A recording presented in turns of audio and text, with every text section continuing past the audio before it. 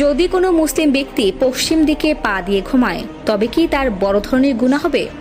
যদি গুনাহ হয়ে থাকে তবে সেটি কোন ধরনের গুনাহ হবে, কবিরা নাকি সগীরা? এ সম্পর্কে কি বলেছেন প্রিয় নবী সাল্লাল্লাহু আলাইহি ওয়াসাল্লাম? হাদিসে কি এই সম্পর্কে বিশেষ কিছু উল্লেখ আছে? বড় বড় আলেমগণ এই বিষয় সম্পর্কে কি মতামত দিয়েছেন? আপনিও কি মাঝে মধ্যে পশ্চিম দিকে পা দিয়ে ঘুমান? ভুল করে পশ্চিম দিকে পা দিয়ে কোনো মারাত্মক ভুল আপনিও করছেন না তো?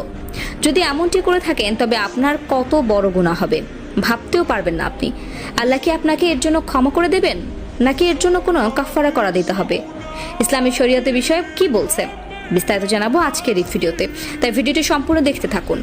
প্রিয় দর্শক, আমাদের অনেকের মধ্যে এই ধারণাটি আছে যে পশ্চিম দিকে পা দিয়ে ঘুমালে আমাদের বড় ধরনের গুনাহ হবে। এজন্য আমরা সব ক্ষেত্রে ঘুমানোর সময় অন্য কোনো দিক বেছে নেই। তবে অনেক ক্ষেত্রে অনিচ্ছাকৃতভাবে বা বাসার অবুঝ শিশুরা কিংবা নামাজ ফরজ হয়ে গেছে এমন বাচ্চারাও মাঝে মধ্যে ঘুমানোর সময় পশ্চিম দিকে পা দিয়ে ফেলে। এক্ষেত্রে কি তাদের গুনাহ হবে? প্রিয় দর্শক, আজকে আমরা আলোচনা করতে চলেছি এই গুরুত্বপূর্ণ বিষয় সম্পর্কে।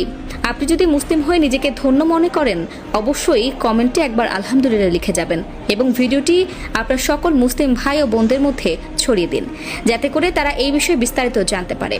আপনার একটিমাত্র শেয়ারে তারা বড় ধরনের গুনাহ থেকে বাঁচতে পারবে। বর্তমান সমাজে অনেকের মধ্যে এই ধারণাটি আছে যে পশ্চিম দিকে পা দিয়ে ঘুমালে হয়তোবা কোনো গুনাহ হবে।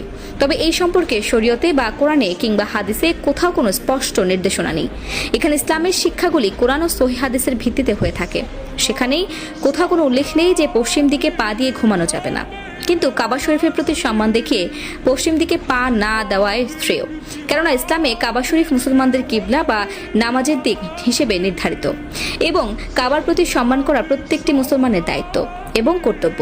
তবে পা পশ্চিম দিকে দেওয়া মানেই যে সরাসরি কাবাকে অসম্মান করা এমনটি নয়।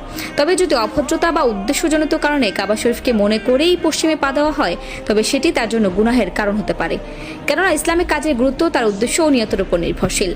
তাই যদি কেউ পশ্চিম দিকে পা দিয়ে শোয়া বা বসা এমন কোনো কাজ করে তবে সেটি গুনাহের কাজ নয়, যতক্ষণ না সে কাবার প্রতি অবমাননার উদ্দেশ্যে সেটি করে।